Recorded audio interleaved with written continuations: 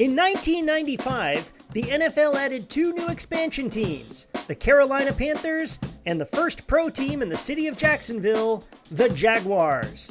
They made the playoffs 4 times in their first 5 seasons, but they've been one of the losingest teams in the NFL since their inception, and to this date, they've never made a Super Bowl. So what's it like rooting for the third most popular NFL team in Florida? Let's find out. I'm Dan Hopper, and this is Thrill of Defeat. My guest today is a stand-up comedian and host of Your Ex-Drinking Buddy podcast. Please welcome Brennan Tasseff. Brennan, thanks so much for being here. What's up, man? Wow. We had thousands and thousands of comedians who are Jacksonville Jaguars fans try to lobby to come on this podcast, but I went through all the demo tapes and after Why are you lying to me right off the bat, Dan? After months and months of an American Idol style whittling down, we've picked you. Definitely not just a friend of a friend being like, "Hey, I think this guy's a Jaguars fan." A thorough vetting process here at Dan Co. As you can see, all the panel of judges behind me. Yeah, oh, absolutely. Yeah. It was funny when you first reached out. I was talking to my fiance about it, and I was like, yeah, actually, come to think about it, I think I am like one of the most predominant, like accessible comedians who is a Jags fan. Yeah. Which isn't saying a ton. You're the nation's preeminent voice on the Jacksonville Jaguars. So seriously, thanks so much for doing this podcast. Of course. Thanks for having me. We've had all kinds of teams, and I don't know, the Jaguars are such a curiosity to me because they were kind of this cool team in the mid 90s. They had the teal jerseys, which is this, the official cool expansion team of the 90s color. And then they were awesome, like right out of the gate with this explosive offense, and just kind of have been around meandering for like 25 years. So I'd love to get your perspective on being a fan. Yeah. So I was actually, I was born in 88. So I was a little kid when the Jags became a team. And I remember because my uncle lived in Jacksonville at the time, but my entire family is from Ohio. Okay. So my entire family, aunts, uncles, parents, everyone went to Kent State. But because Kent State stunk and the Browns stunk, everyone rooted for Ohio State. So football was real big in my family. But at the time, it was like we were an Ohio State household. Naturally, wanting to go against and rebel, I didn't root for college football at all. And I started following the NFL probably when I was around 9 or 10. And the Jags were like a big thing. But I've always, and I talk about this sometimes on my show, I always had this weird affinity for underdogs. Mm-hmm. So I was like, well, I'm not going to root for a team that's just good. So I actually didn't have a team when I was a little kid. I just liked football. I liked watching football. Football was a big deal in my family. But my thing was I would always root for the team that everyone said stunk. So like we were watching the Detroit Lions play somebody, especially in the early aughts, they're like, Detroit's garbage. And I'd be like, I want them to win. Same thing like with the Browns and stuff like that. I always went against what everybody said. It wasn't until I got older, after college football and stuff, I had friends play in the NFL and things like that. So I really just kind of rooted for like my friends who played. And again, I didn't have like a solidified team. And then probably when I was about 2021, I was like, I need to figure out I need to get a team. And I was still living in Florida at the time because I lived there my whole life. And the Jags at this point were an underdog. They had become the underdog franchise. And I was like, well, this makes sense. I had known about the Jags my whole life. I had kind of followed through my uncle who's a huge Jags fan. I was like, I kind of had followed everything that was going on. And so then I was like, you know what? I'm a Florida kid. I'll start rooting for the Jags. This will be my team. And I'm a very big believer in once you decide on a team, that's your team. And I'm, again, rooting for an underdog. I was fortunate. I got in the down years, so no one could be like, oh, you just root for him. Because, Dan, you'd be shocked how many Patriots fans I know. And I'm like, you're from one of my buddies. Well, yeah, from Florida. One of my buddies that I work with in New York, who's from the Dominican Republic, is a Patriots fan. I'm like, why? He's like, because Tom Brady, man, excellence. And I was like, that doesn't even make any sense. Yeah. But so many people just liked the Patriots because they were winning all the time. And I was like, no, the Jags, this feels right. And then later on in life, I ended up working at a really swanky steakhouse in Jacksonville. One of my regulars was Tony Khan.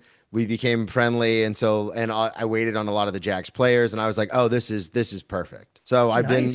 I've been a tertiary Jags fan pretty much my whole life, but I've been a diehard Jags fan for about 20 years now. Okay. So where in Florida did you grow up exactly? I grew up just outside Daytona Beach. I always Hmm. just say Daytona because it's easier. So yeah, Central Florida. And so where I grew up, there was no real eminent sports teams. You know what I Hmm. mean? It's Daytona, so it's like spring break and people getting drunk and arrested and stuff. Yeah, But auto racing, right? yeah, yeah, exactly. The Daytona 500. It's always a weird thing because I grew up there, but I'd only ever gone to the racetrack twice, and that was for like banquets for high school football. And I'm always just like, yeah, I don't know. But yeah, so that was the big thing. So like a lot of my friends and stuff, I'm sure there were football fans, but I grew up in a family from the Midwest, so it was like football or bust. Like that we didn't. Uh-huh. I joke around all the time because I'm pretty athletic, but I'm a 6'1", 230 pound white kid. I was like, I should have been playing baseball this whole time. What are we doing?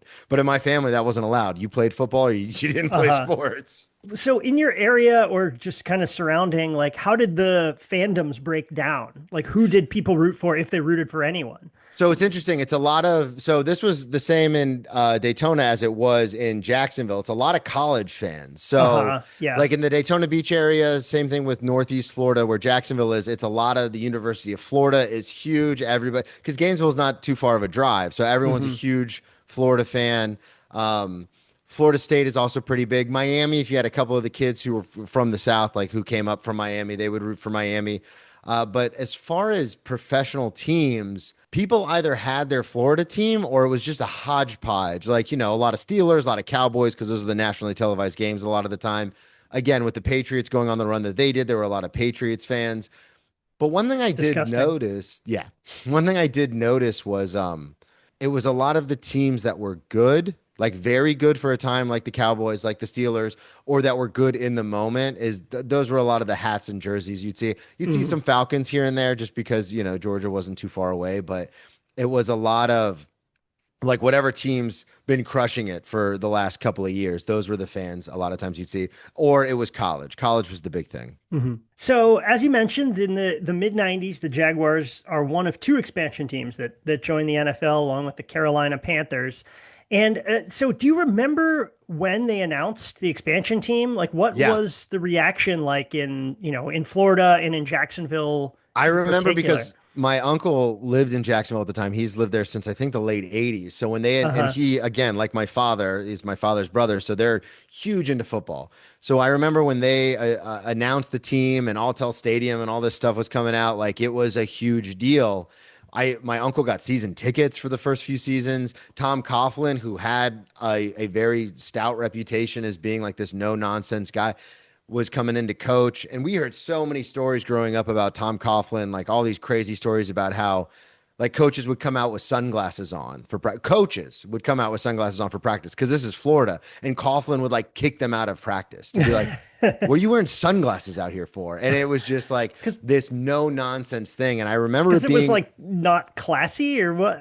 I They need because to he was see what's happening. I guess it was just his thing. And I mean, this comes in, and we'll get into this later, but this comes in the later years when the NFL kind of pivots to more player friendly. And then Uh-huh. Coughlin comes in as the executive vice president, and he kind of is still doing stuff the old school way. And then all of a sudden, all these grievances start getting filed, and you're like, Uh-huh. you can't do that anymore, man. Uh-huh. But yeah, it was a huge deal. And then they were good right out of the Yeah. gate, Hmm. which was an insane thing, which again, everyone was kind of like, oh, the Jaguars are here. Mark Brunell's just slinging it around the yard. Freddie Taylor, before he started getting hurt so much and earned that nickname Fragile Freddie, he was just running all over people.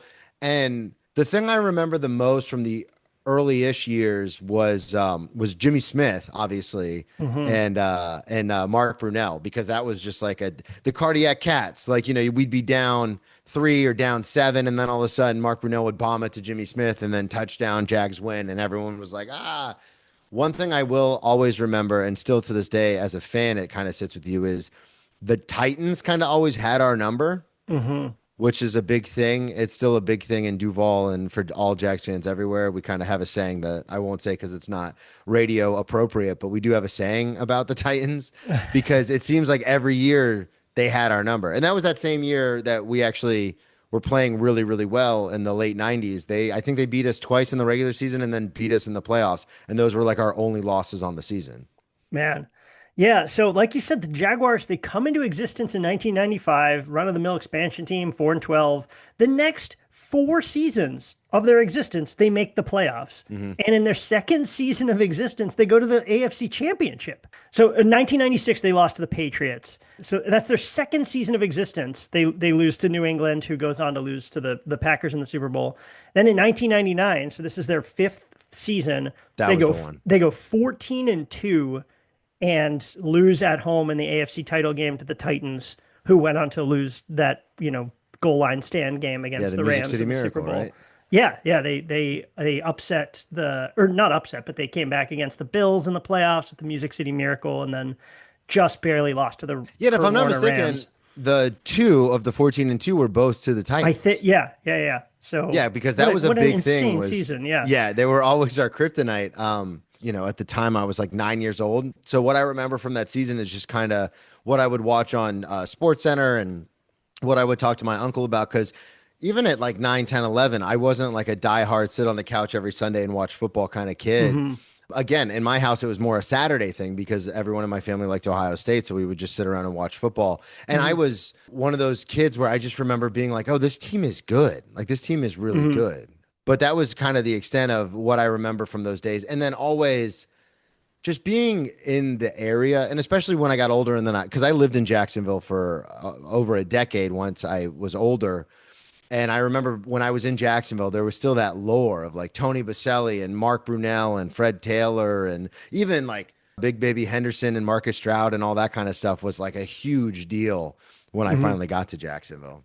Yeah. So preparing this podcast, looking back, the team's all-time leading passer is still Mark Brunell, who's the Hmm. 90s quarterback. Yep. Their all-time leading rusher is still Fred Taylor, who's their 90s running back. And their all-time leading receivers, 1 and 2, are Jimmy Smith and Keenan McCardell, their 90s receivers. Yep. Even though, almost every team I feel like has broken their own, offensive records in the 2000s just because there's so much offense now. So do you think, just kind of objectively, even though you weren't as big a fan then as you are now, do you think that 90s period was still kind of the peak of the Jaguars as a franchise? Like, I want to say for an extended period of time, I would agree with you. Yes. mhm, That like season over season, you could kind of, it was like how, the Patriots, not quite the Patriots, but it was one of those things like Kansas City Chiefs now or the Eagles, where every year you're like, oh, this roster stacked, they're going to be fine. And that's kind of how the 90s were for the Jaguars. I would say as a minus penalty. winning anything. Sorry. But yeah, but you know what I'm Yeah, saying. yeah. Um, I just wanted to, if no, listeners you are are like, I don't know absolutely if they're right. quite Yeah. the Patriots. Yeah. But it was one of those things where it's like every year we didn't have to worry about it, I guess. So it would be Yeah. more like the Bills now, where the Yeah, Bills yeah. every year Yeah, you're yeah. like, oh, they're going to be good. They haven't won anything, but you're like, they're good. They got it. Hmm. Or like the Lamar Jackson Ravens, where again, they haven't won anything, but you're like, they'll make the playoffs every year. We're not that worried about it. And that's Hmm. kind of how the 90s Jags were, where once it got going, you were just kind of like, yeah, they're going to be fine. So I think as far as longevity, I would agree with you. But as far as the ultimate peak, and this is probably just my bias, is like I was a bigger fan. I was older. I had played football for a long time, so I could kind of conceptualize what it was. I still think that 2017 run, the Saxonville run, was the one of the best teams ever assembled as far as defensive special teams, and then offense, schmoffense. You know what I mean? Yeah, it's true. I think Bills and Ravens are a good comparison. It's like you're not worried about the quarterback, you're not worried about the coach. But yeah, just the fact that it started their second season of existence and ran for 4 years after that is probably It's kind of unheard lot of, of especially in the franchises that NFL. have Yeah. not made a conference final in a decade. Yeah. So yeah, unfortunately, 2000 they go 7-9, then 2 6-10 seasons. They missed the playoffs 3 years in a row, and they fire Tom Coughlin. He, of course, goes on. I don't know if I'm saying his name right. Coughlin. Coughlin, yeah. Coughlin. Coughlin. I don't know. No, Coughlin for sure. Yeah, Coughlin. I just noticed I said it like 8 times. I'm not going back and fixing that. So he'll be Coughlin for the first half of this podcast. I apologize. I'm not a professional broadcaster. I'm just doing my We're just podcasting, baby. We're potting. Yeah. So Tom Coughlin, he, of course, he's already in his 60s at that point, but he goes on to the Giants and wins those 2 Super Bowls with Eli Manning, beating the Patriots both times. But the Jaguars enter their 2000s period. They hired Jack Del Rio as head coach. He was the linebackers coach on that historic 2000 Ravens. And they draft Byron Leftwich, who's a really good college quarterback. We are Marshall. Yeah, exactly. Did you get sick of that clip of No, his lineman never. I could watch carrying it a million times. I've seen it a million times. I could watch it a million more. Let's go. I just feel like anytime, I feel Big like Byron, come as like a on. non-Jaguars fan, I feel like you watch a couple Jaguars games a year, just they're national or whatever, and it's just like Byron Leftwich being carried by his lineman in college. I'm just like, I've seen the clip. I know it's amazing. It's a great I clip. could see it. I could see it a million more times.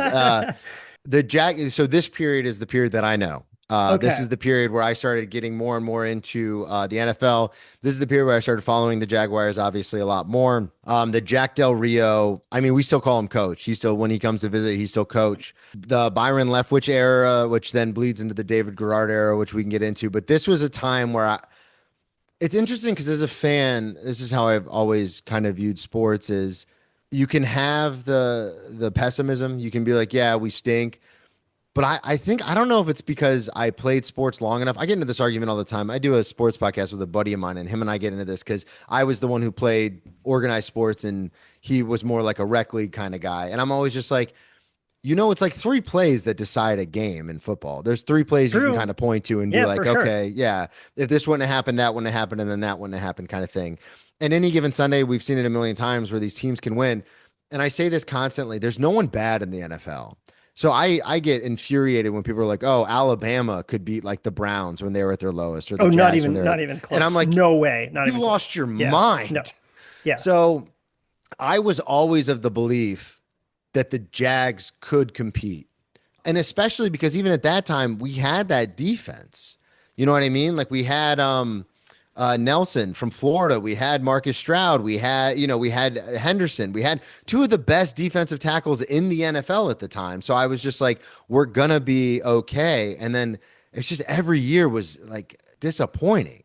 Yeah. Also in the early 2000s, the divisions realign. Mm-hmm. So the Jaguars, who started out in a division with Tennessee, as you mentioned, but then also the Steelers, the Ravens, the Bengals, and the Browns, which are all in the North now.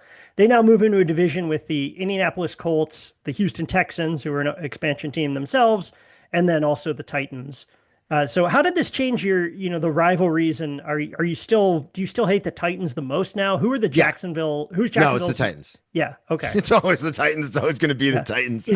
Is that mutual, or are you the Titans' biggest rival, do you think, or what? Yeah, I would say so. Because, a lot of times people will talk about some of these like the Pittsburgh Steelers and the Browns, and it's like, that's not really a rivalry anymore. Like, no, yeah, you know what I mean? Or like when for a long time they were like, the Bills and the Patriots. It's like, no, again, now it's different because they've kind of flip-flopped. But I think for us, because we would go back and forth. Like we would have the better record, but the Titans would beat us, or like they did, and when they beat us in the playoffs, and they were always kind of our Achilles heel. And I think whether they had good seasons or bad seasons, they were still like, well, we still have to beat the Jags. So I think to make it a real rivalry, it has to be like a mutual thing. And so I think that rivalry's always stood up. And to your point, the Jags that I've always known and loved were the AFC South Jags. I can't even remember when we were in that huge division, before they did the separations. I couldn't even remember like the fact that we were playing basically in the AFC North. Yeah, I mean, there were a few years where, I'm a Steelers fan, like Houston used to be one of their big rivals, but like Tennessee, it was kind of a rival, and Jacksonville, of course, was really, because they were really good in the late '90s. But I just feel like now it feels like a couple year curiosity, like they're not like natural. Well, and from rivals. an outsider perspective, I would always say the Steelers and the Cowboys were always like a big thing, just because I think those were the two most nationally televised games. And to your question earlier, I can definitely speak to it after living in Jacksonville for so long. As far because like Daytona, again, not really a sports city, but in Jacksonville, there's so many Steelers fans. The Steelers, we play the Steelers every year, whether it's in preseason or it's in the regular season. It always feels like we play the Steelers, or if it's in the playoffs. And so it is interesting the amount of Steelers fans that are in the Jacksonville. I remember what was it, 2019, they were coming in to Jacksonville. And so they stayed at the hotel that I was working at. And there was just like people waiting outside when their buses pulled up. And I was like, we're in Jacksonville. Like we have our team. Like what the hell is going on? Yeah, they Steelers pretty notorious for overrunning visiting stadiums, which is partly a point of pride, partly like, yeah, Steeler fans, and it's partly a lot of fans left Pittsburgh when the economy cratered in the 80s, Yeah. and also a lot of kind of poser non-Pittsburgher people Yeah, well, just and I picked think up the Steelers in other yeah. cities too. Well, So and it's that's the big thing that always frustrates me where like I have friends who cheer for teams and I'm kind of like and they have good reasons for it, whether it was like again, my co-host loves the Eagles because Donovan McNabb, he's a black guy in Atlanta and he sees Donovan McNabb as a black quarterback and he's like, "Oh, that's the team I want to root for." So I get that. But when people are just like, "Oh, the Steelers are really good all the time. Let me just root for the Steelers." Or again, the Cowboys, the 49ers. I'm kind of like, "Come on, man. Like that doesn't yeah. count." Yeah, I went to high school with people who were Cowboys and 49ers fans. I'm just like, you're in Pittsburgh. Like, Yeah. just it's like That's how I felt in you're Jacksonville, where gifted I was this like, like "What do you?" pretty, yeah. I remember when I played college football at Florida Atlantic University. One of our Alex Pecorella, I'll just shout him out. He was playing wide receiver, and he came in wearing Florida State gear because that's the school he wanted to go to. And our quarterback, who played in the league for a little while, actually played for the Titans. Rusty Smith kicked him out of a meeting. He's Oh like, "You don't wear man. that." Yeah, he's like, "You play for FAU. You don't wear Florida State gear. Uh-huh. Get out." And I Yeah. was like, "Let's go." Nice. Yeah. Oh, so quick aside. So you played college football D1 at Florida Atlantic Florida University Atlantic under the University. great Yeah. Howard Schnellenberger, who won the national title with Miami, turned the Miami franchise around, or the Miami college program around. He turned around Louisville. He coached at Oklahoma. He was the offensive coordinator for the undefeated Dolphins team. God rest his soul. He retired to Boca Raton and saw that they had a big college there, as a big public university, but they didn't have a football team. So he started it from scratch. I got there in 2007. And yeah, youngest team to ever win a conference championship. We won the Sun Belt. Youngest team to ever go to a bowl game. We had only been in existence for about 7 years, and we were already winning bowl games. Nice. That's Yeah. a legit resume. I feel like you had that resume really ready to go. Oh, because Like, whenever anyone goes, you was got the that job. when Congratulations. people, because it's I so just hire you frustrating. for something. Well, when you go to a smaller D1 school, especially when you Uh-huh. play there, especially school in Florida where football is king, people are always like, "Is that D1?" And I'm always locked and loaded with like, "Oh, yeah, actually it's very much D1." Even when I went there, it was very much D1. Lane Yeah. Kiffin, ever heard of him? Yeah. Number three in the country in average yards per play in 2008. Or is it, is it like these obscure Yeah, just start stats? rattling. They're just Alfred like, Morris, don't know okay. if you know him, Yeah. broke all of Clinton Portis's records for the Washington Commanders. Yeah, Yeah. star running Only back at team with FAU. four special teams touchdowns in a 2 week span of the. All right. Oh, I don't know. I was just making I small remember when we talk. beat Memphis in the New Orleans Bowl, all the Memphis fans were like, "We'd kill you in basketball." And it's like, that's not what we're talking about, dude. Because that's when they had Derrick Rose and went on that mighty run. And we're like, yeah, but we crushed you in the football game. Yeah, you can't talk shit about the sport you just Yeah. lost. Yeah. Just like, I went to Penn State. They blow every big football game ever. I'm not like, well, wait God, till we get that's to college wrestling and we'll yeah. get your ass, or women's volleyball. So Howard Schnellenberger finally retires. We go through a bunch of different coaches, and then Lane Kiffin comes to FAU. We sign him to a 10-year deal because he rehabs at Alabama, being the offensive coordinator. Comes to FAU. We sign him to a 10-year deal, and then literally 2 years later, we get to a bunch of bowl games. We win the conference a bunch. After two or 3 years, he immediately goes to Ole Miss, and we're like, yeah, that checks out. It's the SEC. We got you. We're all right. Lane Kiffin, the guy who's left every job he's ever had after 2 years, Yeah, didn't stick right. around for 10 years. That's crazy. Yeah. Well, it was Interesting. funny because when we re-signed him, my uncle, who's the guy who introduced me to the Jaguars, he was just like, he's leaving. And I was like, don't say that. Don't say that. Yeah, I mean, I know people, the NIL, the whole thing has really changed college Oh, football yeah. and the ability to transfer portal and stuff like that. But like, for better or worse, coaches have been doing this forever. Yeah, They and I say that all sign the a time. contract, they rip it up in 2 seconds for a better job and Yeah. more money. It's like, And then they'll look at all their players dead in the eye and be like, well, I'm not going anywhere. Let's go out and win this game. And then after you lose the bowl game, they're like, all right, I'm off. yeah, exactly. Yeah. Wait, I got to thought be you said- I'm going to be the, defensive special assistant for the Vikings or something. Yeah. Like, You're like, I thought okay, I thought we were great. cool, man. Yeah. So the 2000s Jaguars, they did actually make the playoffs in '05 and '07, and in '07 they beat the Steelers on the road with David Garrard as the starting quarterback. That was Mike Tomlin's first season. Mhm. So, do you think that was the 2000s peak, or what else Yeah, I would stands say out so. from So you there in was that? a weird thing. David Garrard came in, if I'm not mistaken, because Byron got hurt and then ended up playing really well. And then it became this whole thing of like, but Byron left, which is the quarterback. Yeah, And yeah, it was yeah. like, yeah, but David's been playing better. So Mhm. then we end up sticking with David. And I mean, I've hung out with David Garrard on a number of occasions. He still lives in Jacksonville. We still, I've worked in a lot of different restaurants, so I've run into him and his wife a ton, the nicest people in the world. And it was one of those things where just like he's flat out won that job. And I mean, he Hmm. won the playoff game. And it's kind of sad to say because of all the success that they had in the late 90s. But yeah, just winning that one playoff game was kind of like the apex Hmm. of the Jags, especially in the 2000s, that the aughts era, because that was full of like it was full of this like, well, we're rebuilding for the future, and then the rebuild just wouldn't take. Yeah, yeah, yeah. And then we'd be like, all right, well, like the Justin Blackman stuff. And you're just like, all right, well, we finally got, this dynamic receiver. And then he gets into all his off the field issues. And then it's one of those things where, like, Maurice Jones Drew comes out and he was undersized and nobody, he didn't get the time of day from a lot of teams. And then he starts, being this cannonball out of the backfield. And you're like, all right, we're going to finally get it together. But then the defense isn't up to snuff. And it was just kind of this back and forth, this push and pull of like, you start to get pieces on one side, but then the other side falls apart, or you start to get Hmm. pieces on the other side, and then the offense falls apart. So just winning that playoff game was it kind of stinks to say, but yeah, that was just kind of okay, cool.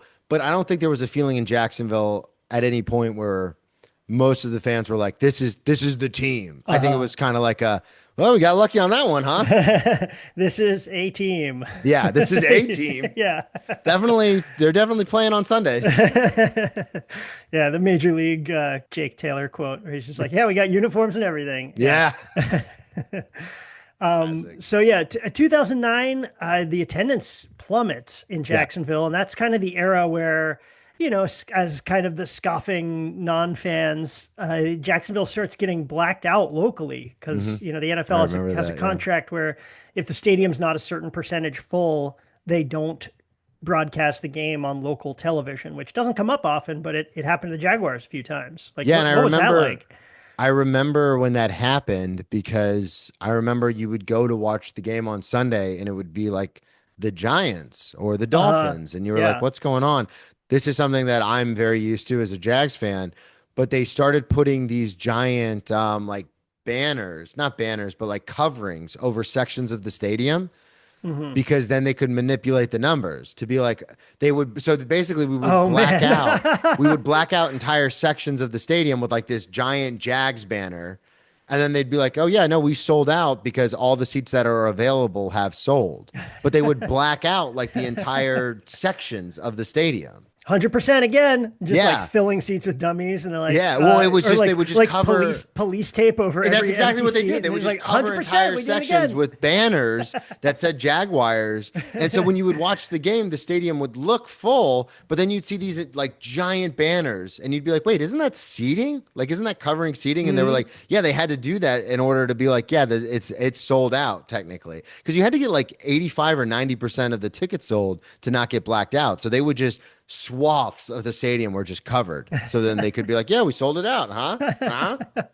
And it's so funny because most franchises, even if they're awful, like the Browns still sell out all the time. But it is interesting because now, being a Jags fan for so long and being privy to that, I will actually watch a game and look for it. I'll be like, wait a second, is that a section over there that they have covered in that corner right there? Anybody else seeing this?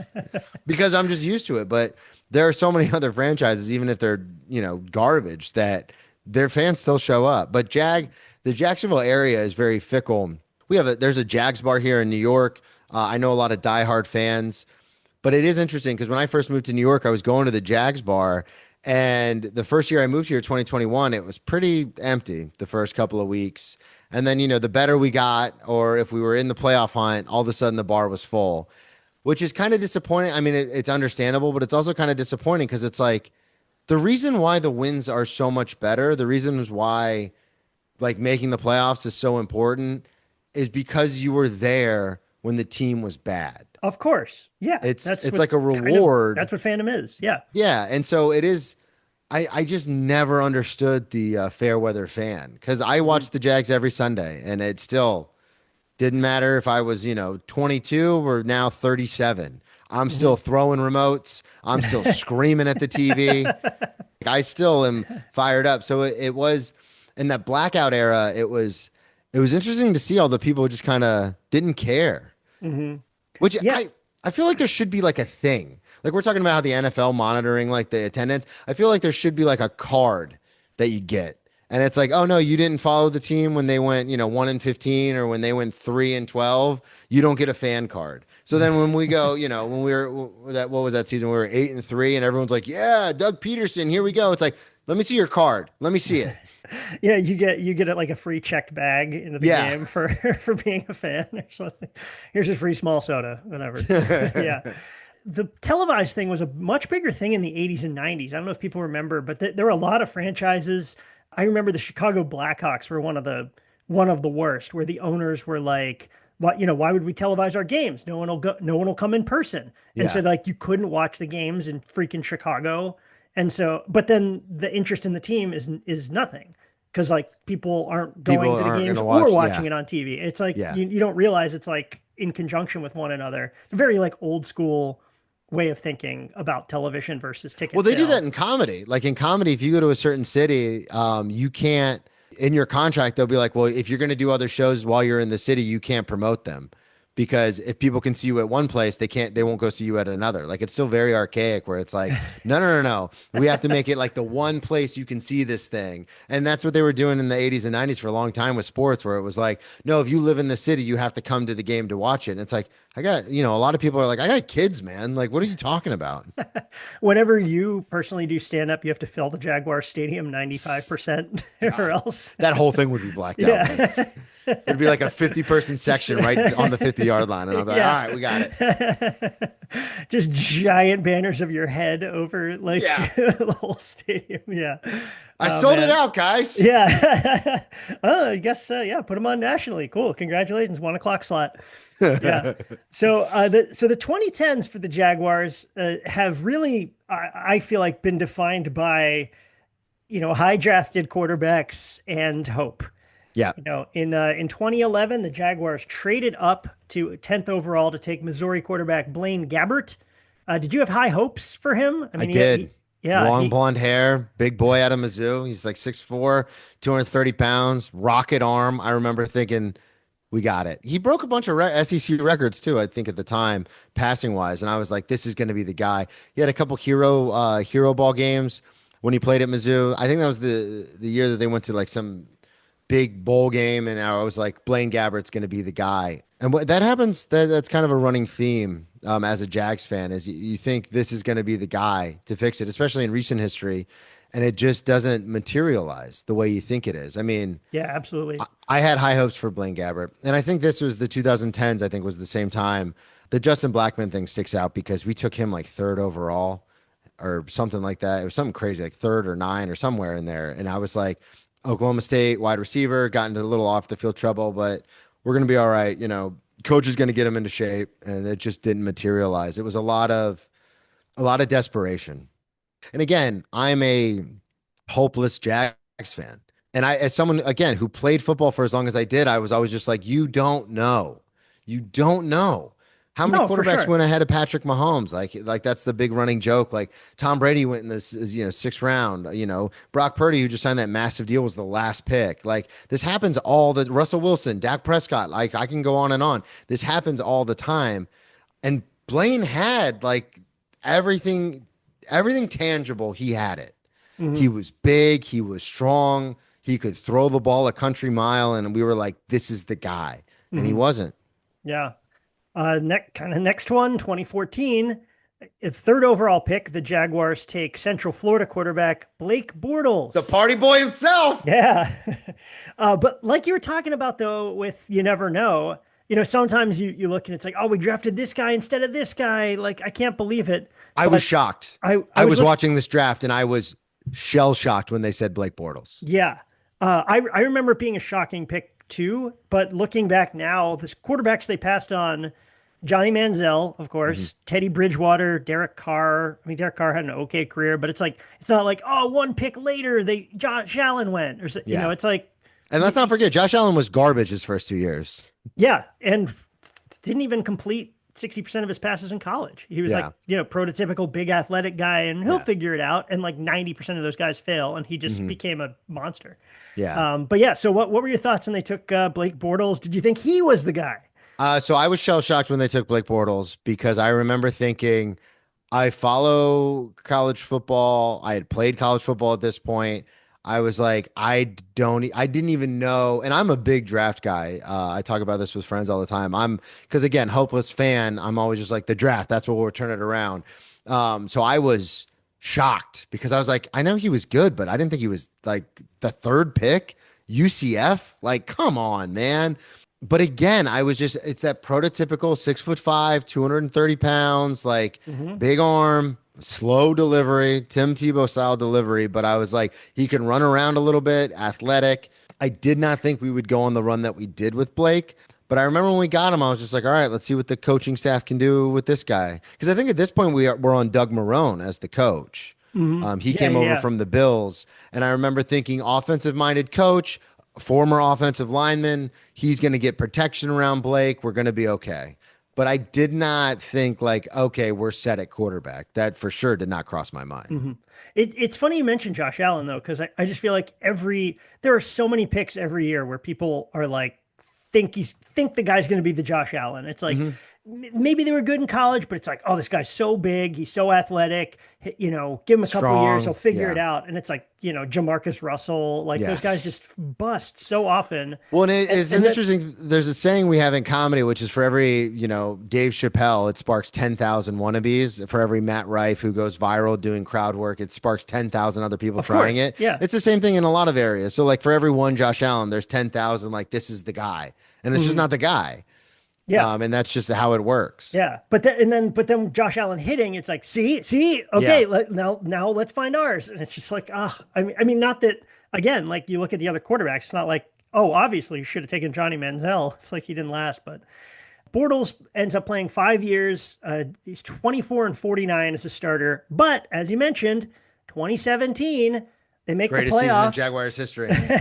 The Jaguars make the playoffs with Bortles and Doug Marrone as the coach, and they win two playoff games. They go to the AFC Championship. They beat the Bills 10-3 in the at home in the first game. That was a hard game to watch.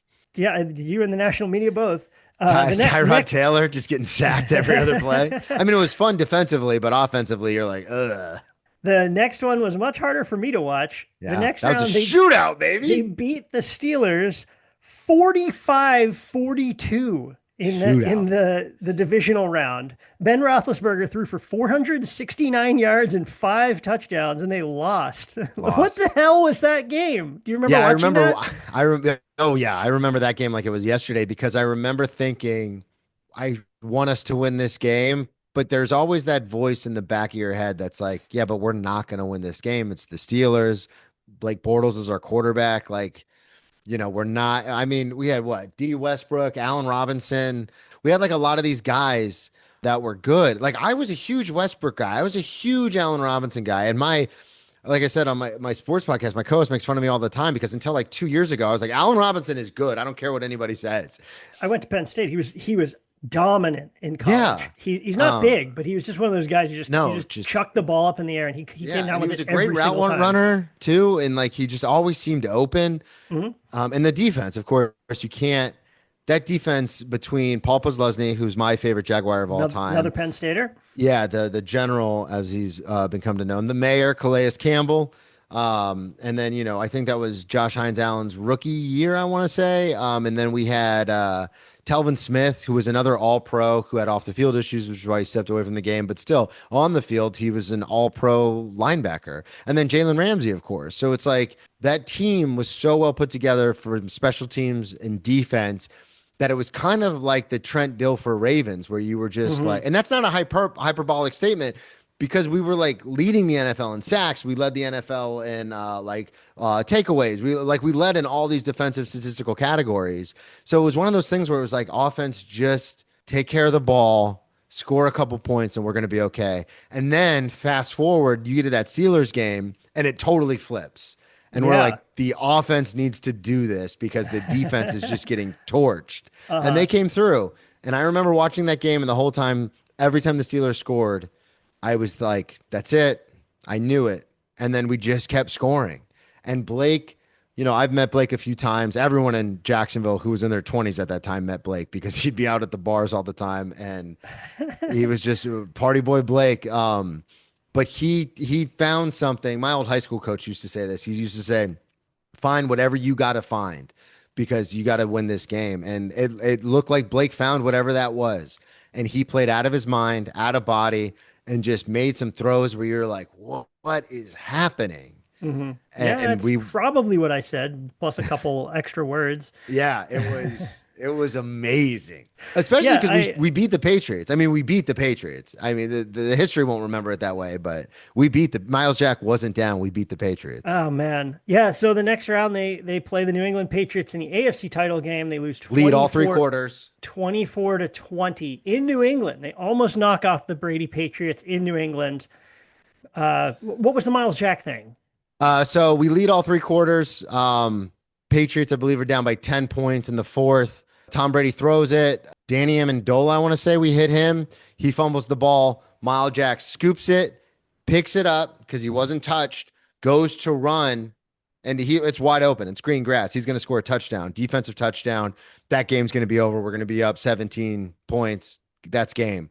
As soon as Miles recovers the fumble, they blow it dead. And they said, no, he was touched. So they blow it dead. Because they blow it dead on the field, it's a dead play. It's not reviewable. You go back and look at the review, and it's like, oh, that's the whole thing. In Duval, we always say Miles Jack, he wasn't down because he wasn't. And you go back and you watch the replay, and he wasn't down. Because in the NFL, in order to be downed after a fumble, you have to be touched by an opposing player, down by contact. Miles Jack wasn't down, should have ran that touchdown in.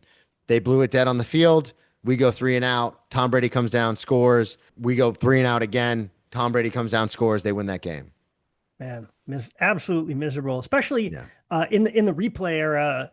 I feel like unofficially refs are supposed to kind of let plays play out because you can always review it and be like, oh, he was down. But once you whistle it, you can't let him run for the touchdown. Since that happened, they have now told refs to swallow their whistle on turnovers because they can review it. Like we saw a great example of it this past Sunday when the Vikings played the Steelers and Jalen Ramsey picks up the ball, runs it in for a touchdown. They let all that happen, and then they go, well, let's go back and look at it because of that play. Yeah. Oh, man. Just a perfect example, though, of, as a non-Jags fan, I kind of vaguely remember, I remember them beating the Steelers. I don't really remember what happened after that. I mean, I looked up the game. I was like, oh, they lost the Patriots. But like, to a Jaguars fan, that's like one of those moments that you probably don't even have to explain. You're just like, the Miles Jack. It's our wide right. Yeah. It's our wide right. Is Miles Jack wasn't down. Yeah.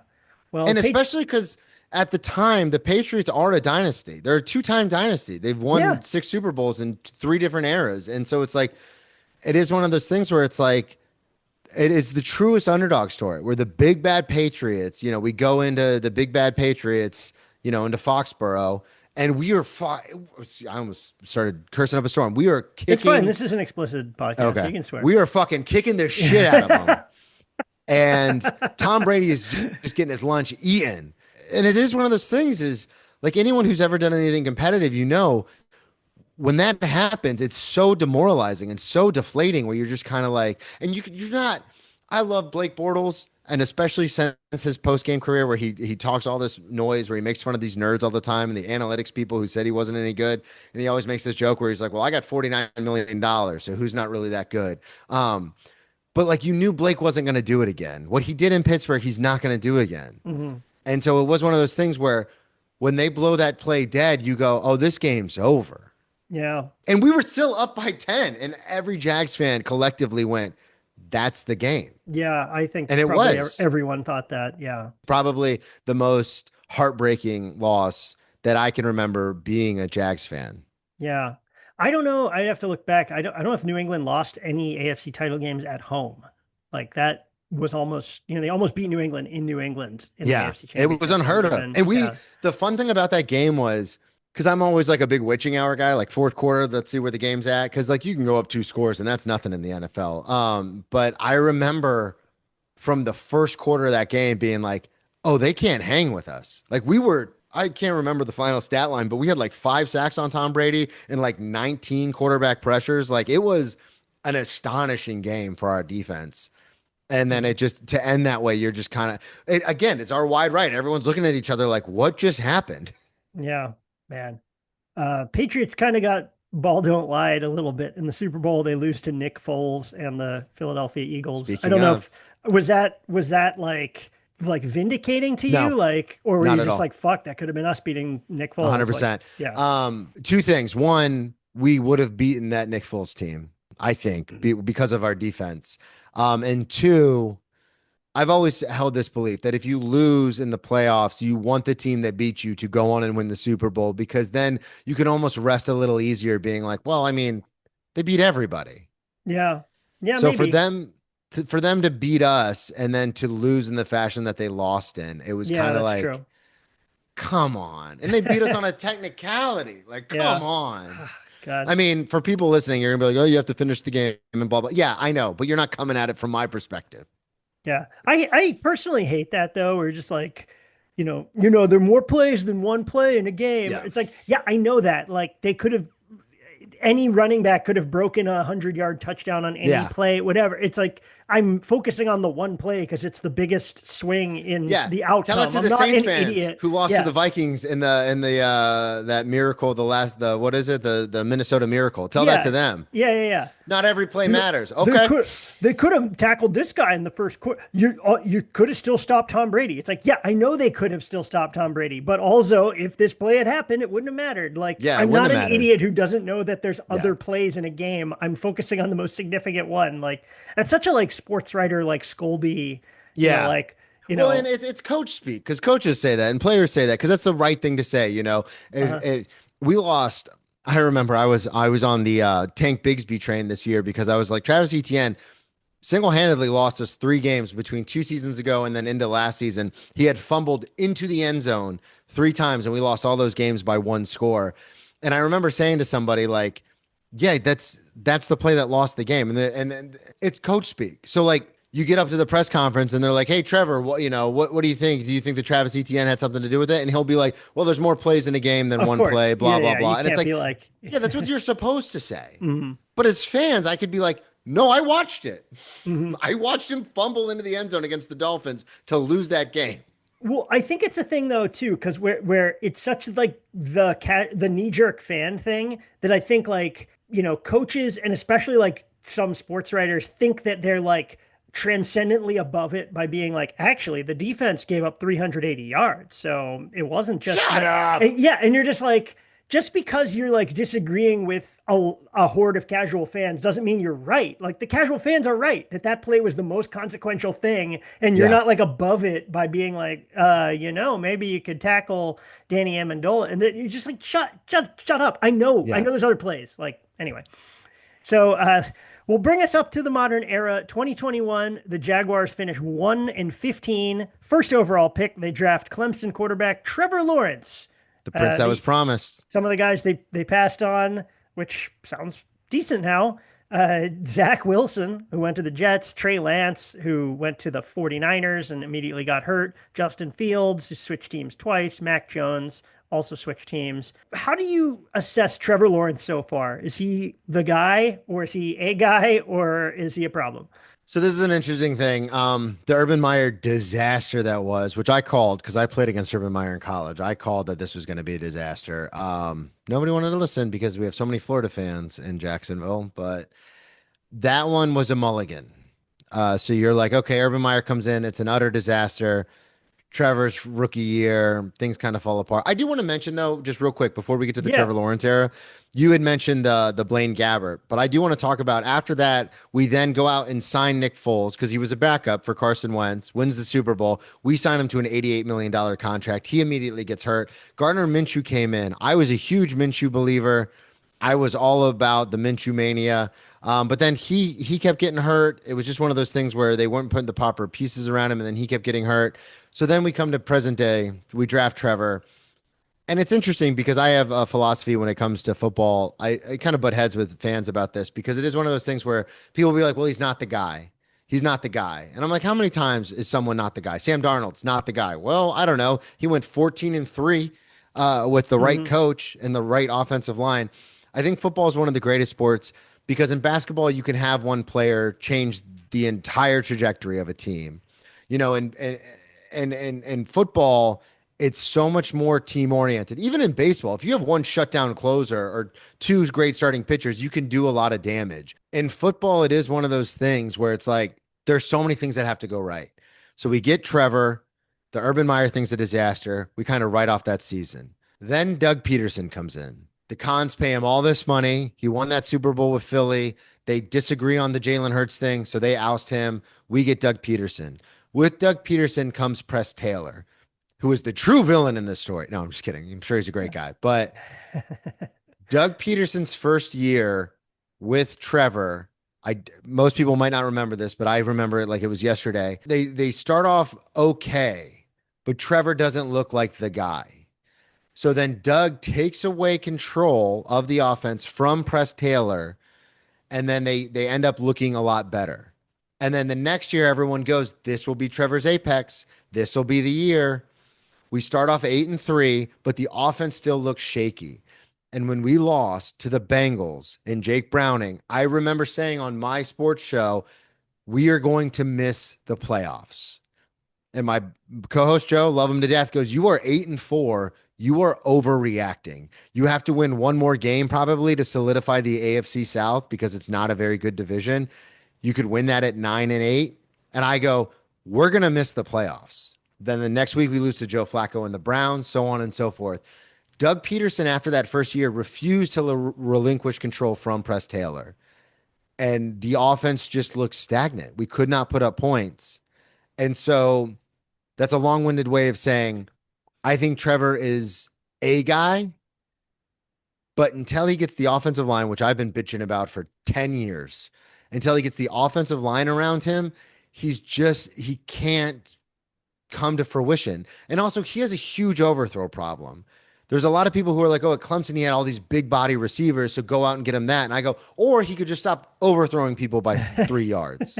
We could try that. And it has, we go out and get BTJ last year, who's a vision. We trade up to get Travis Hunter this year, who doesn't know any better. And I say that because Brian Thomas almost got injured for the entire season during the preseason this year because of one of Trevor's patented, let's just lay it out there and see if you can go get it. And Brian Thomas got destroyed over the middle. So Travis Hunter doesn't know any better. So he'll go up and catch those balls all day. But Brian Thomas is making, he's very much like, I'm not trying to get killed out here, which is, I hold nothing against him because he's one of the best receivers in the NFL. And Trevor just lays him out sometimes. So I think Trevor is capable of being a good, if not great quarterback. I do not think he's the elite number one generational talent, can't miss prospect that he was advertised as. But I don't think a lot of these guys are that come out and go number one overall.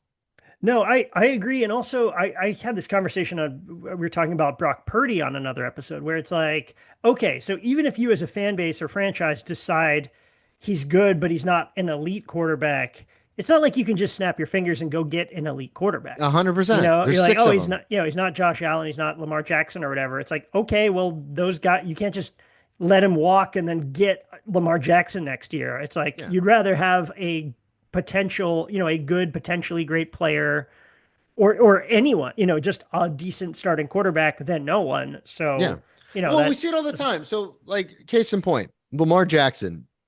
Harbaugh changes that entire offense to fit Lamar Jackson. Josh Allen, Brian Daboll, for all the shit everybody wants to talk about him, Brian Daboll turned Josh Allen around. He fixed Josh Allen and his throwing motion and his accuracy. Brian Daboll fixed that. So we get to this point where it's like, yeah, Trevor has all this intangible stuff and or all this tangible stuff. Maybe he lacks some of the intangibles. Maybe he's not as fiery as we want him to be. Maybe he's no Baker Mayfield. But we see this all the time. In the NFL, to my point I was making earlier, it takes so many confluences of events to make a quarterback great. You need the offensive line. You need the coaching. You need the scheme. You need the players around him. And so these people where it's like, there's three. There's Patrick Mahomes and maybe nobody else that you could just drop onto a team and be like, oh, they're good right away. Josh Allen now, but he wasn't like that the first 2 years. They were talking about bust his second year. Mhm. So it's like, and Lamar, as much as good as he is, and as much as I love him, he's hurt all the time. Mhm. So there's like three, there's Hurt, can't win maybe, in the playoffs. There's still yeah. question marks there. Yeah, there's question marks all over the place. So it is one of those things where it's like, yeah, you need a lot of stuff. So all these people who are like, I'm out on Trevor, I'm like, well, you're an insane person. Like this guy won a national championship as a freshman. Like, let's all calm down. He's not terrible. Hmm. And I play this game all the time, where when people try to push back, I go, okay, so who are you taking? And just go through the list, man. Go through the list. Do you want Trevor Lawrence or X, Y, and Z? And again, there's probably 6 or 7 quarterbacks people would pick ahead of Trevor Lawrence. But after that, what do you want? Spencer Rattler? You know what I mean? Hmm. Like, Daniel what you want? Jones. Geno Smith? Hmm. But because I think it's so much more important, the protection and the pieces you put around players, than it is just, oh, this guy's elite, he's going to be elite. We've seen it time and time again. Stroud doesn't look like the player we thought he was in his first year because they gutted that offensive line and now he's running for his life. David Carr, who holds the record in sacks, became a shell of himself. Hmm. Derek Carr, same thing. We see Caleb Williams was sacked more than any. Cam Ward, we're seeing it this year. It's like if you're going to get these guys killed, then they're not going to play well. Hmm. Robert Griffin. Yeah. Yeah, which I have an affinity for because Alfred Morris played, my college teammate played on that team. And by his third year, Robert was like, I don't want to run anymore. Yeah. I'm Yeah. getting injured too much. Hmm. It's tough because, like you said, you're like, well, getting that guy is so much more valuable than anything else. But then if you do all the stuff to get that guy and it's not the guy, because it usually isn't, because there's Yeah. two of them, it's then then you end up with an okay guy and not the other assets. I don't know, whatever. Yeah. And I think teams now are so quick because you have that random lightning in a bottle. I think Yes. teams are very quick to be like, oh, if they don't win in the first 2 years, get rid of them. And it's like, that's not how this. I heard a very interesting interview with Matt Leinart where he said, I didn't understand the NFL until about my 6th year. Like the speed, the different defenses, the schemes. Hmm. I didn't fully grasp everything until my 6th year. And by then I was out of the league. Hmm. Like Well, it's not easy.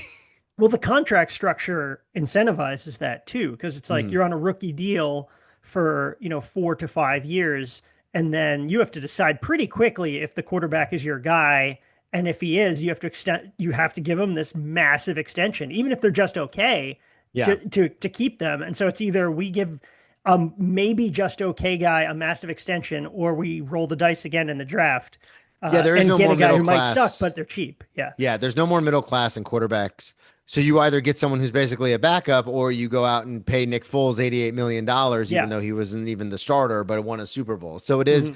the middle class has been gutted. We've seen it a few times, but it doesn't last. Like Sam Darnold going to the Vikings on a smaller deal or Baker Mayfield going to Tampa Bay on a smaller deal. But then they have one good year and then they're like, all right, back up the Brinks truck because I'm good again. And it's like, Hmm. well, wait a second. Why don't we see how this works? I still want Trevor to be our quarterback because as a Jaguars fan, I know what comes with passing up a decent quarterback. It comes with, well, now we're just going to have to tank and be really, really bad and hope we get one of these draft picks and hope that works out and restart from zero. I think Trevor is more than capable of leading a team to the playoffs, if not the Super Bowl, with the right pieces around him. And everyone wants to say all this about the Eagles. It's like, they have the best offensive line in football. Like, what are we even talking about? Yeah, and I mean, what are the odds you tank, draft a guy in the top five, and they're about the same as Trevor Lawrence? Yeah, it's They would not. they'd be cheaper, but Yeah. yeah. Well, and the cap goes up. The cap is going to go up again. Like it's not going to matter. And No, the one thing I will yeah. say about the cons, they are very slow on the trigger when it comes to, getting rid of people. Obviously, we saw with the Trent Baalke situation. For those of you who are uninitiated, but we are initiated, aren't we, Bruce? Trent Baalke was a disastrous GM for our team. And when we fired Doug Peterson, we kept Trent Baalke. And then when we went to get Liam Cohen, he said, I'm not coming in unless you fire Trent Baalke. So the cons were, they were like, okay, we'll fire him. Don't worry about it. So what I'm hoping is with the new coach, the new GM, and Trevor just signing this massive deal, it will at least give us 2 or 3 years to kind of figure it out. Hmm. Because Trevor makes some throws where you're like, how did he do that? Where he'll zip it in between two defenders. But then he also loves throwing into double coverage because he's like, I can make that throw, and he throws so many picks. There's probably four quarterbacks in the league where when they're driving down and you guys actually have one in Aaron Rodgers. Say what you will about his off the field stuff, but there are only a few quarterbacks in the NFL when they're driving down the field in the fourth quarter. You're like, we got it. We're gonna win this. I'm on the other side of that where I'm like, he's gonna throw a pick. He's gonna throw a pick. He's gonna throw it. I know he's gonna throw it. And then if he doesn't, you're like, thank God. Well, it's the erosion of the middle class and quarterbacks and in our country. Am I right, people? Listen here, Dan. I just go into my campaign speech here. Yeah. I did want to tell you, I have a very funny story about being a Jags fan. So I told you Paul Puzzlesny is my favorite player. This was actually I had been engaged once before, and I'm such a Jags fan and was at the time and still am, that I actually proposed in this jersey that I'm wearing. Oh my God. Wow. Yeah. So that was kind of my like ode to like how big of a fan I was, is I was like, I'm going to wear this. So this will be right. Is it a lucky jersey? Is it an unlucky jersey? Well, it was a lucky jersey because she said yes, and then became a very unlucky jersey when later on it didn't work out. But at the time, so yeah, but it was very funny to me because you were like, yeah, you're a big Jags fan, right? And I was like, yeah, I did propose in a Jaguars jersey because I was like, this is the thing. So looking back at all this, how has your fandom changed over the years? Are you still as emotional during games? Have you built in a weathered, pessimism about the Jaguars, just expecting them to blow it, or you're kind of remain optimistic because you have to be? I'm always optimistic. Toxic optimism is what I call it. I am always, again, it goes back to that voice we were talking about with that Steelers game. There's always a voice in the back of my head that's like, we could lose this, but from an emotional standpoint, I always think we're going to win. Mm-hmm. So what I mean by that is like, if we lose, like going into a game, I could be like, yeah, this is a tough matchup. I don't know if we could win it. But while the game is being played, I'm a psycho. I'm like yelling and screaming, and I'm all in because I think we can win every game. So I'm an incredibly emotional player. When the Jags lose, it ruins my entire Sunday. It doesn't matter if all my fantasy teams win. It doesn't matter what happens. When the Jags lose in a heartbreaking fashion, I can be a little inconsolable. I've had a lot of ruined Sundays over the last couple decades. A lot. I have a specific memory. I think of this all the time. I don't know why. I was in the East Village in New York. It's a few years ago, and it was like 4:15, and I just remember seeing a family of 5 in Jaguars jerseys. It was like mother, father, 3 kids, all decked out in Jaguars gear. All had clearly just been at a sports bar watching them. They just lost an uneventful regular season game. I looked up the score. It was like, some non-competitive game to drop them to whatever, 2-5, or it was just the most like, and I just think of that family. I'm just like, what is their story? What is this Jaguars the Jaguars family just walking around the East Village of New York? I don't know. That's such a weird, indelible fandom image to me. And that's one of the first things I thought of when we did this podcast. I will say that the diehard fans, Godspeed, guys. Yeah. The diehard fans, I mean, we are few and far between, but we love the Jags. So like it becomes a meme almost. Like there's that very good meme from the Marvel universe where it's Thanos and he's snapping the ring, and the meme is like, "Did you get what you wanted?" And then it says yes, and it said, "What did it cost you?" And then the next line is everything. And that was a meme for a long time because we beat the Patriots the next year in the regular season to start 3-1, and then we dropped. We went on a 7-game losing streak. So it was very much like we came back and beat the Patriots, but then we lost every other game that season. It felt like. So being a Jags fan, it's very much where it's like, we'll get these little victories here and there. Like we made it all the way to the AFC Championship game, should have won. We don't. We beat the Patriots the next year, and then we stink. And then we get this generational quarterback in Trevor Lawrence, but then he's not very good because of Urban Meyer and that whole situation. Or you know what I mean? Like it's these little things where it's like you get this glimmer of hope, and you're like, here we go. And then it seems like everything falls apart. But that's just, I will say, being a diehard Jag fan, that's just the life that we live. And it's a running joke between all of us. We all get super invested in the games. We think we can win every game. And then when we lose, we all get super upset. Now, there are the fair weather fans who will be like, oh, yeah, the Jaguars stink, blah, blah, blah. But then the second we make it to the playoffs, they're showing up to St. Pat's on 44th with their Jags jersey on. And it's like, what the hell are you doing here? You know what I mean? Just a brand new, freshly minted freshly jersey. minted Travis Hunter jersey. And you're like, what? And I mean, those fans make up the majority. And we see the same thing in comedy. Those fans make up the majority of the fan base. But it's the true like ride or dies where it's like, oh yeah, we get it, because those are the people you can talk to about it where it actually makes sense. Like when we say Miles Jack isn't down, we all know what that means. But you talk to just a random fan and they're like, a fair weather fan, and they're like, what does that mean? Or they'll be like Jacksonville, and you're like, get out of here, man. You don't even know what we're talking about. Yeah, the average comedy fan also is wearing a brand new Travis Hunter jersey. I don't know. I was just imagining that for some reason. Last question. Will you see the Jaguars win a Super Bowl in your lifetime? Yes. I wholeheartedly believe that. Yeah. I think it will actually happen sooner than later. I think the parity in the NFL is only exacerbated by these massive contracts that are coming up. And while the cap is still going up, the cons are very good about people paying people early. I think we have the defense in place. We all know defense wins championships. So I think the Jaguars could win a Super Bowl in the next 5 to 7 years. How do you think, the city of Jacksonville would react? I know nationally everyone would be like the Jaguars, but what would that mean to the city of Jacksonville, that area? I think it would be huge because it was like pulling teeth to get the new stadium built and to get Jacksonville has been trying to be a metropolis for a long time, and the Cons have invested billions of dollars in the downtown area trying to change the culture of Jacksonville's a hillbilly town. I mean, I love it, but it's a hillbilly town.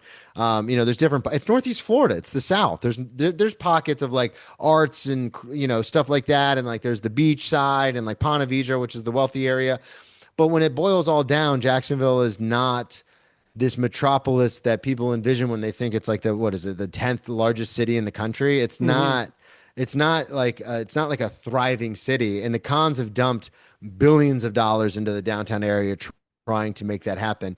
And I think winning a Super Bowl would vindicate all of their effort. I think it would really because they're trying to do it whether we win or not. But I think in the hearts and the minds of the people of the city, I think it would be a huge deal to solidify Jacksonville as a real city. Because right now it's just kind of a running joke. But I think if we won a Super Bowl, even as out of pocket as it would be, I think it would solidify the city as like, oh no, this is like a major city that should be talked about in the same breath. Maybe not as a Chicago, LA, or New York, but definitely in the same breath as like an Atlanta or a Green Bay. I love mentioning Green Bay with disdain. I love the idea they win the Super Bowl, like next day it's just like Arts District appears. Yeah. It's just like food scene. It's just like, well, that's the thing is like we have that stuff. We have that stuff, but it's just people don't know that because the overwhelming, which is partially true. There is an overwhelming, like it is kind of a hillbilly town in a lot of ways. And so I think people would still see that. But I think winning a Super Bowl would bring a lot of eyes to the fact that no, we've got a lot more than that. That is the majority of what we have, but we do have a lot more than that. Trevor Lawrence, you just won the Super Bowl. I'm going to the wonderful, flourishing Jacksonville Arts District. Yeah. They all just go to like a wine tasting at like an art gala. I'm going to 5 Points. Like, wow. Blake Bortles, of course, there already. Oh, always hammered already. Would he a beer at 9 o'clock. Would he die like if they won a Super Bowl? Dear God. I don't. Yeah. It's funny because Blake. It's so funny because I was younger when Blake obviously was the quarterback. That's how time works. But it was so funny because like friends would always send pictures of like out at bars and be like, look who we met. And I was like, that guy's got a game in 2 days. What are we doing? Just Joe Namath stories, but like now in like a cell phone and not era, winning Super Bowls. Yeah, not barely making the playoffs most years. These are not charming anecdotes. This is kind of sad, actually. Johnny Manziel, if he had a little bit more success. Yeah. Bleaky footballs.